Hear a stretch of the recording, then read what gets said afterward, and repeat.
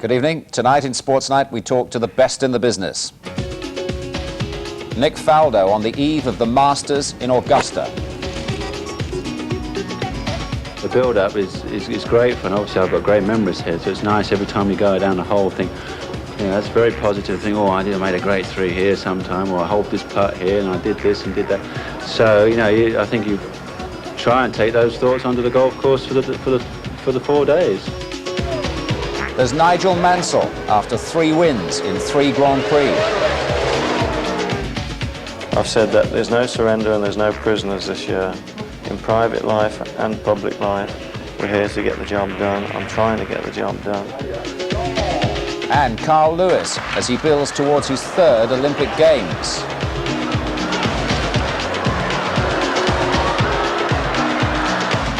I have to believe that if I expect to win the major competitions, I have to go out there and say, hey, it has to be 985 or 4 or 3. It has to be 9 meters or 30 feet. It just has to be. Arthur Ashe was the best in his business, Wimbledon tennis champion back in 1975. Arthur announced tonight that he has the AIDS virus and was apparently infected during a surgical operation nearly 13 years ago. He's accepting the diagnosis as something he has to live with. It's shock news, but he's a fine man, and we wish him well.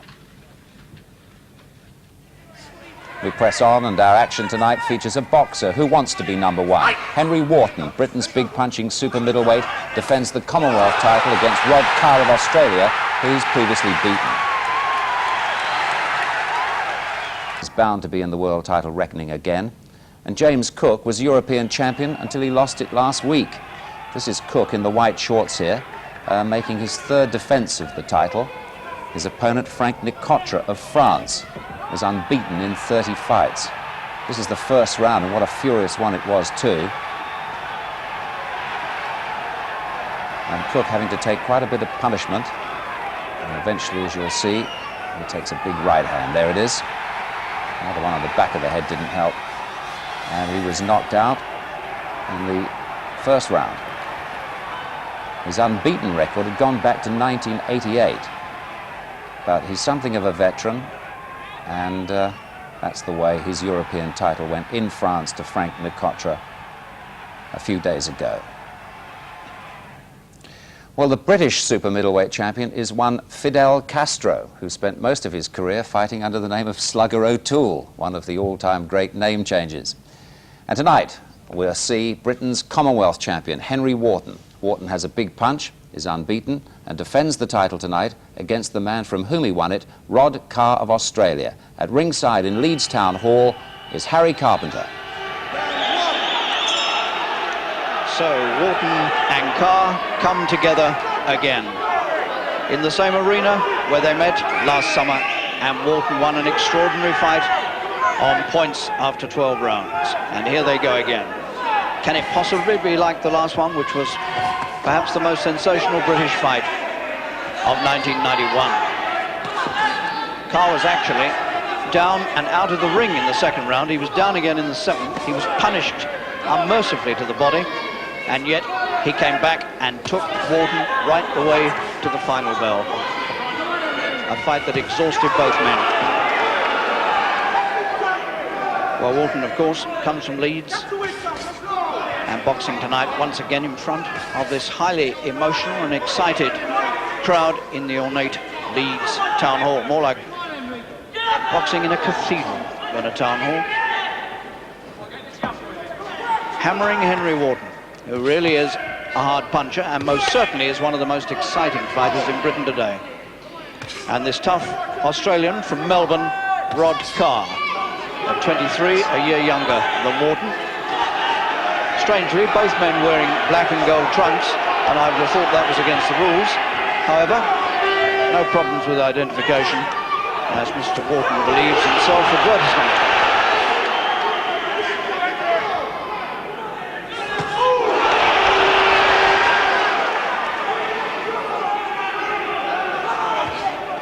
Carr, the slightly taller of these two men.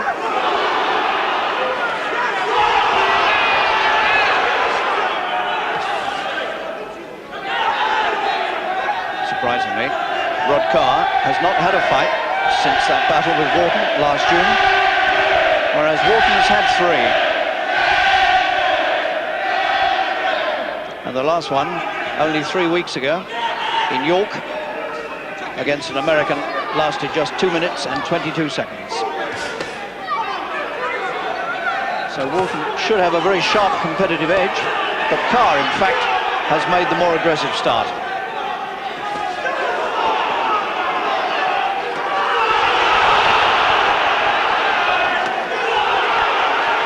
And Wharton going with the right hand for the ribs.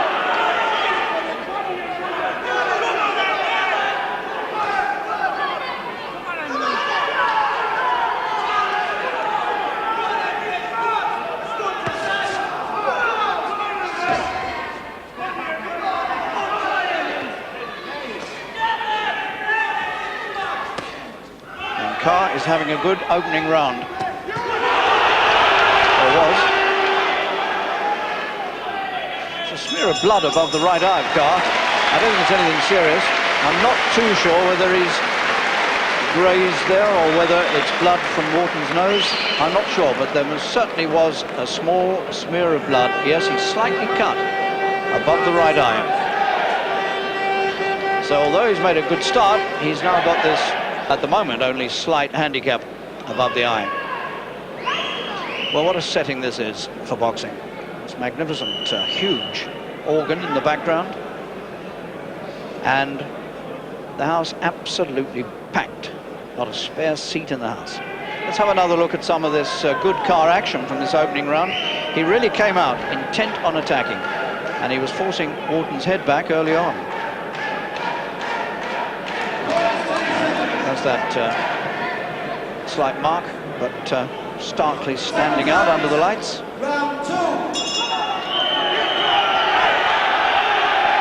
Wharton was exactly 12 stone, that's the limit for the super middleweight division. Exactly 12 stone at the weigh-in today, and Carr was a pound lighter.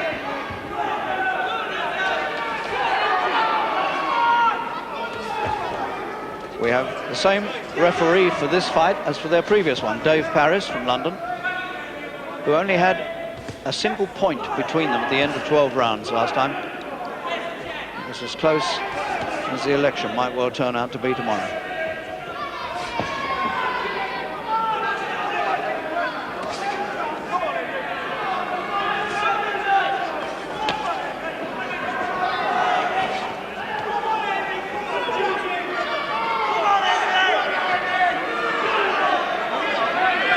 Doing a bit of holding. It's not looking too comfortable, Henry Wharton.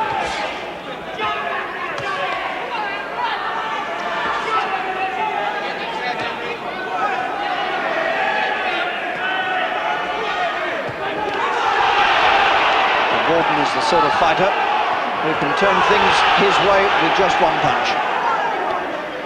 He really does belt people.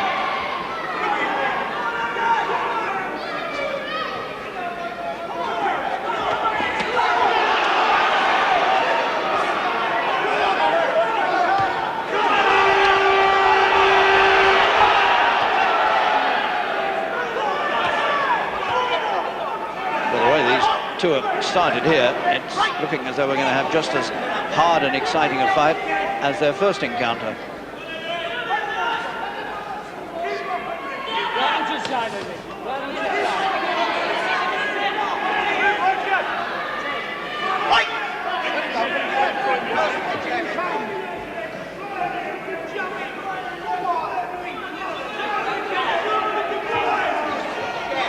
The injury on Carr's forehead is no worse. You could hear that for yourself. That was a thumping left into the body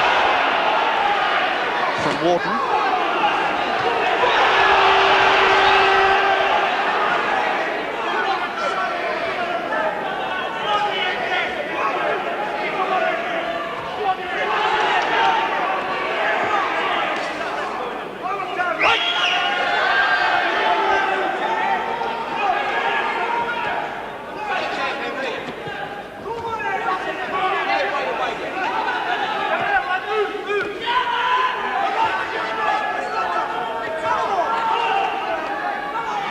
Good right from Carr.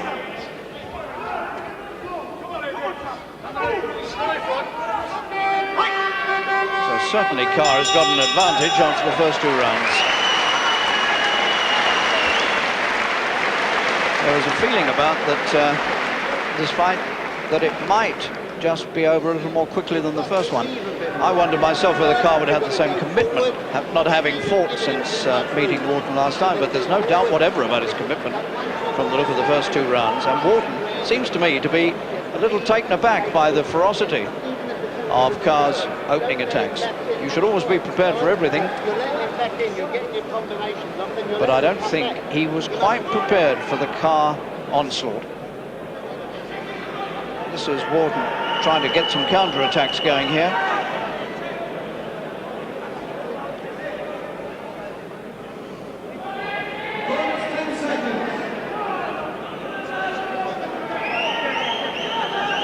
Seconds out. Round 3. Henry Wharton of Leeds, the local hero, wearing the longer trunks and the longer hair.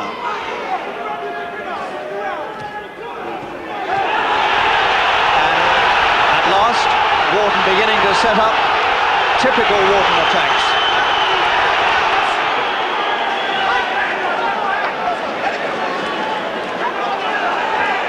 It's taken some time to wake up, but I think it's here now.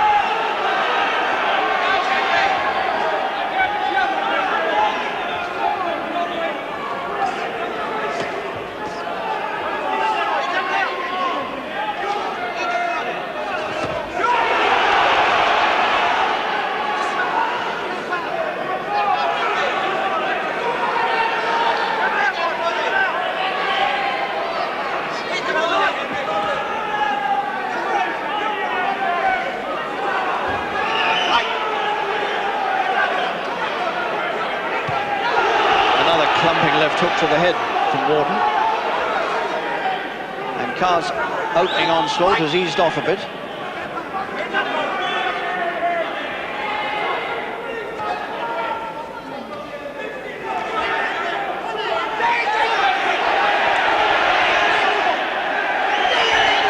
Earlier in his career, Wharton was hitting so hard that he broke both his hands.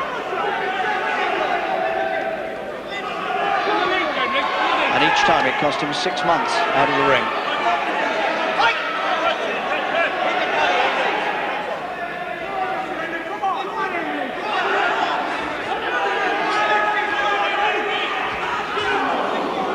Wharton almost threw himself over with the impetus of his own punching. That's a good left hook to the head, and Carr took it well. That would have floored a lot of men, that punch. And Wharton is at last getting to grips with this. He looked totally taken out of his stride over the first 2 rounds, but you wouldn't say that now. But this is a long way from over, I think.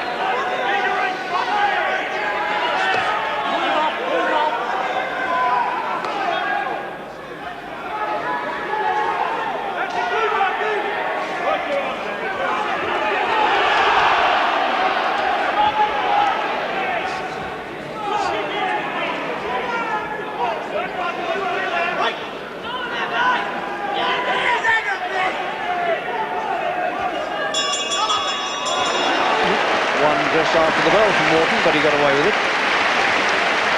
So, after 2 rounds that he lost, Wharton has impressed himself on the fight with a good third.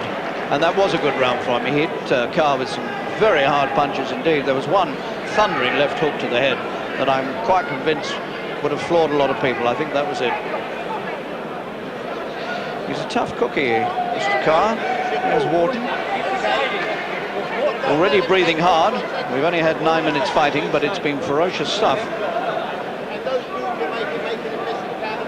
The Australian, Rodney Carr, trying to regain the title, the Commonwealth super middleweight title that he once held. He held it for 9 months between 1989 and 90.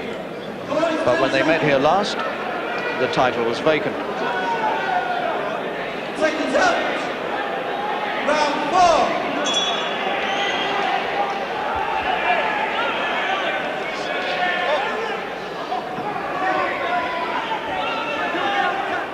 really does have some hard fights. We were here last year when he defended this title against Lou Gent of Streatham, and that was a tremendous battle. And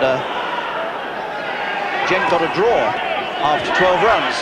Some people felt he deserved perhaps something a little better.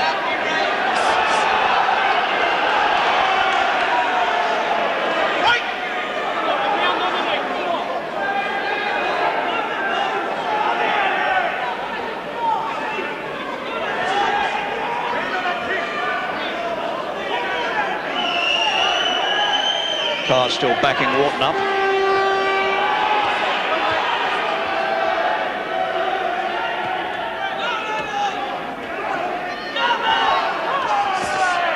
Carr really has come to Britain determined to try to get this title back. Considering he's been out of the ring since last June, it really is a remarkable performance. He's thumping Wharton into the body.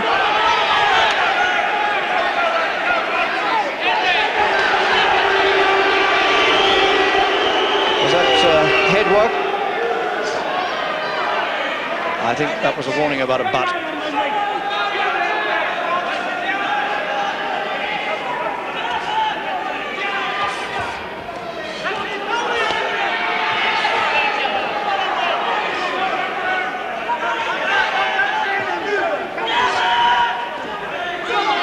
And Carr is producing the better quality punching in this round, so the battle's swaying this way and that, and it is some battle.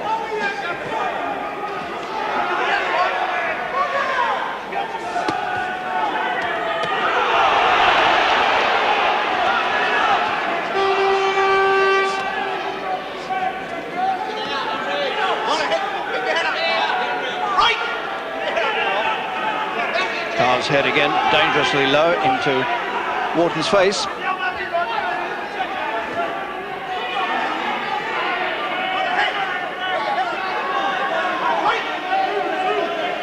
And once again in this round, the Australian has taken the initiative away from Wharton. Good left uppercut from the Australian.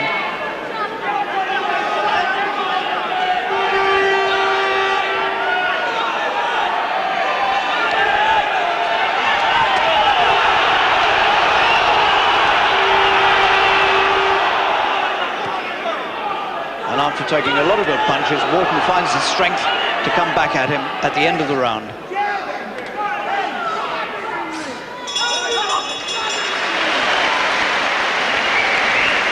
Carr put in a tremendous amount of work in that round. He really went for it. He's had 3 good rounds out of 4. A very determined Aussie indeed. He was really in trouble in the fight here last time. He was out of the ring, knocked clean out of the ring in the second round, and he had to get back within 20 seconds under the rules, and he got back in 15. Here's some of this fierce Carr punching. Look at that. We may even have the misdemeanor that he was so severely cautioned about. I think it was a butt, and there it was. That was it. Just set. Keep your head up. Don't come in with your head down, son. And referee Dave Paris made a point of going to the Carr corner just before he came out and warned him about his head again.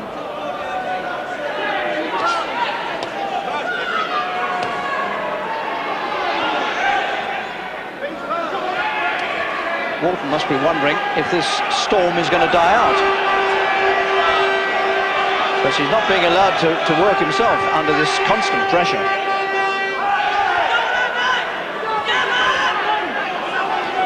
Wharton beginning to flick the left hand out in a rather strange way. I think he's trying to confuse Carr. He's not quite sure how to deal with this.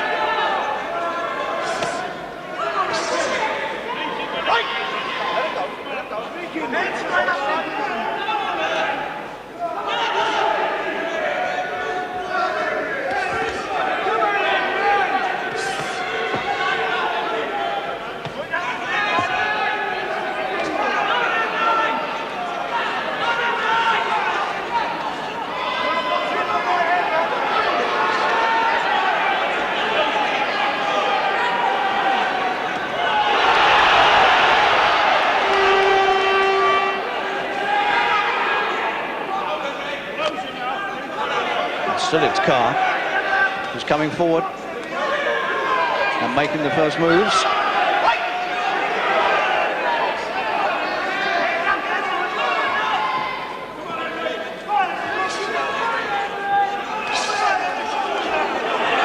And Wharton is mainly defensive. In fact, he's getting worked over quite badly.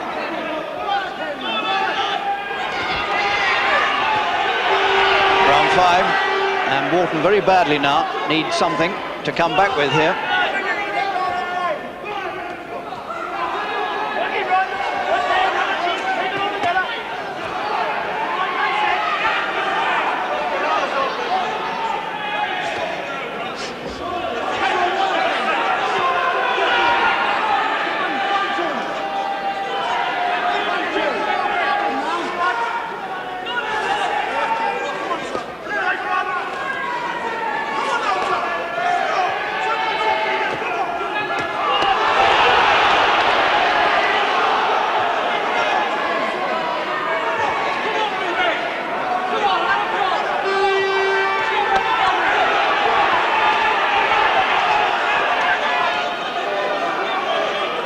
Carr is ignoring everything that Wharton tries to throw at him, comes on through it.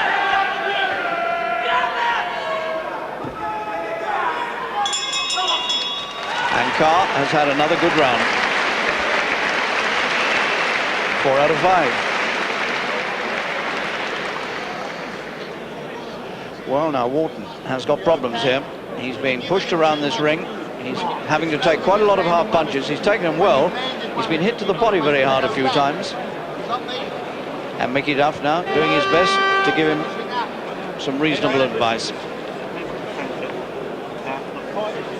Another look from overhead at the way Carr was pushing him around the ring and finding him.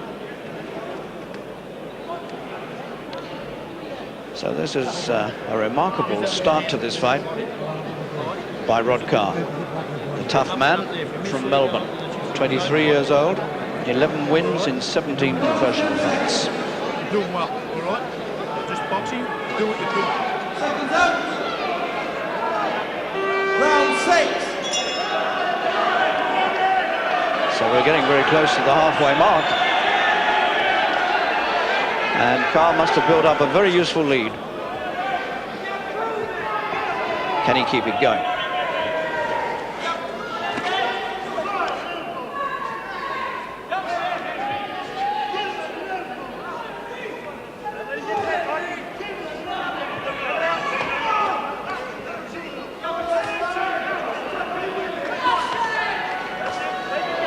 And once again, he is pushing Wharton all over the place.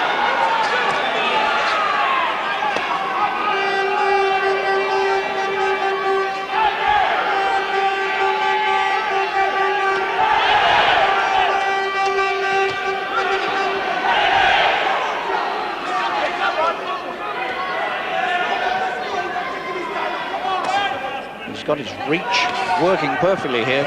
He's taller than Wharton, and he's using every bit of advantage here.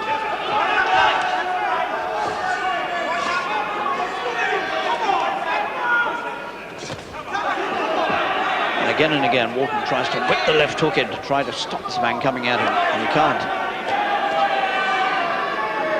Wharton's going through the mill again.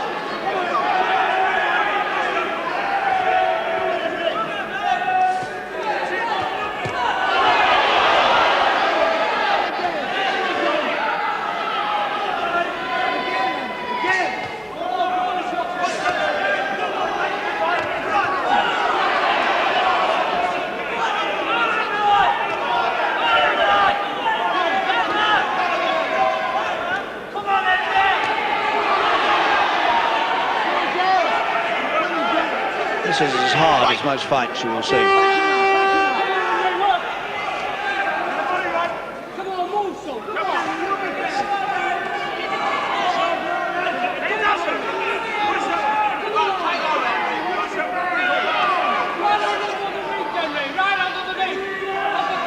This is turning into a nightmare for Wharton.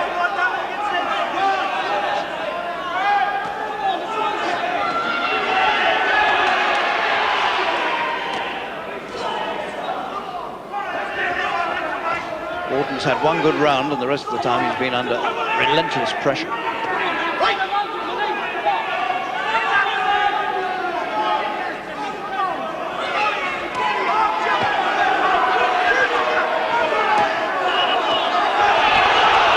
Three good left hooks from Wharton, but still the man from Melbourne wants to come forward.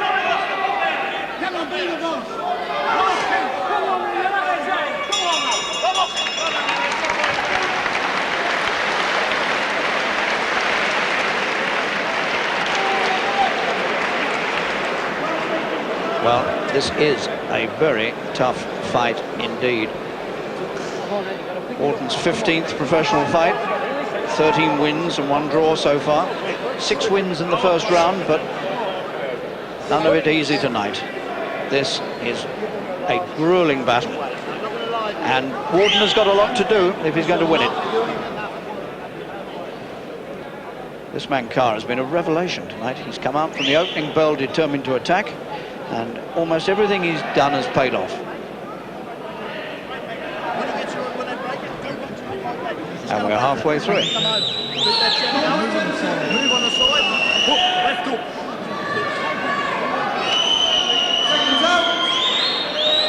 Round 7.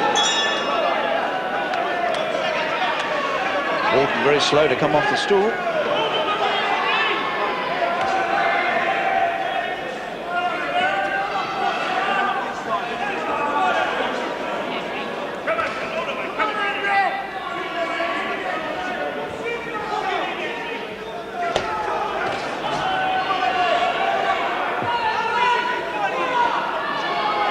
Wharton lives in Leeds, but his family live in York. He comes from a family of travelling showmen, and some of them live in caravans on the banks of the River Ouse in York.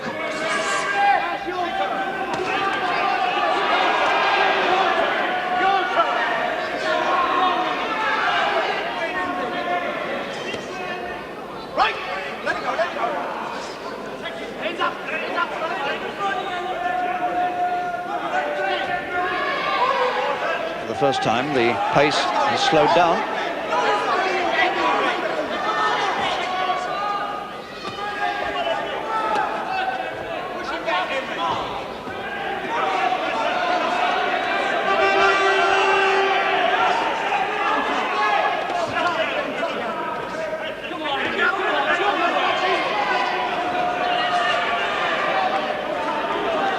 Wharton has been backing around this ring now for 7 rounds. He's hardly had a chance to come forward.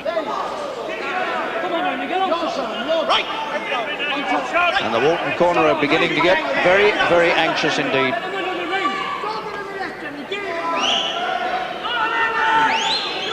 A piece of tape is working loose on Wharton's left glove. That'll need attention very shortly. In their last fight, he actually had a split glove, Wharton, and there was several minutes delay while the glove was replaced in the 3rd round.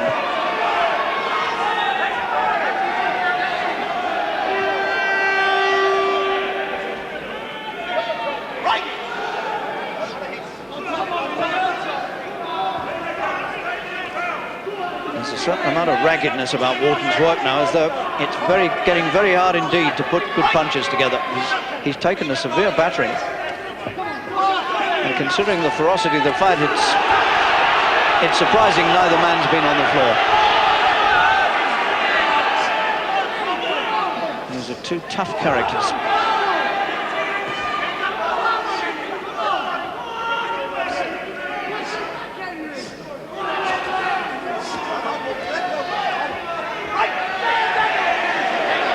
Dave Paris warning Carr about his head again. He certainly is careless with it.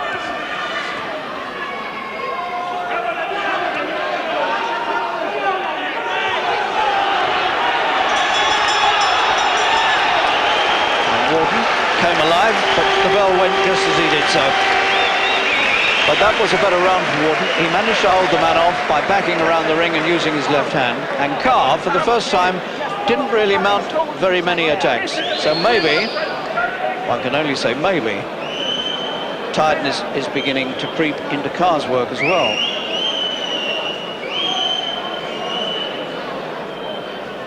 And And they still have, if he goes all the way, they have another 5 rounds of this to go. Carr still coming forward, but walking onto punches. And on balance, Wharton had the better of that round. Carr looks to me as though he's got to cut on the other eye now. Very slight one, but on that where you can see that bump on the left eyebrow. Well, one of the slogans around the walls of this place, there's not too much goodwill in this ring tonight, I can tell you that.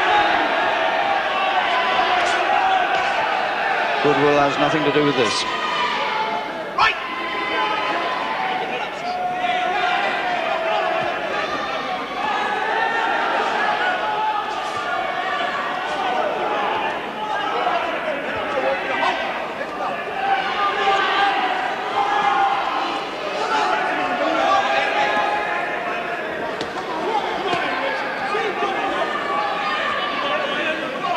I wondered whether Carr was getting tired, but it seems to me to be punching with some venom.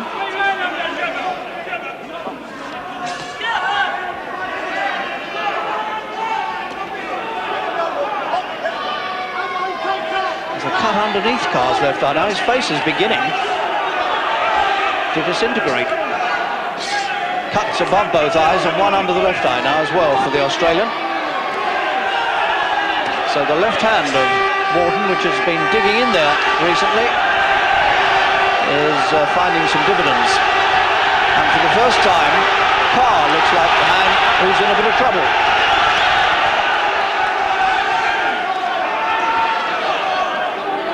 And Carr backing off.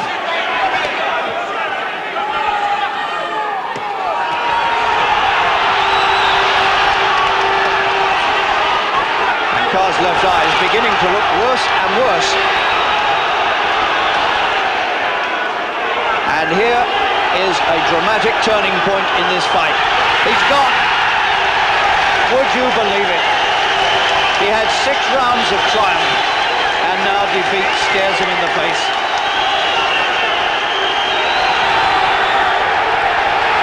You'll never see anything more dramatic than this. And Carr, I think, is beaten. Unbelievably beaten. It's stopped.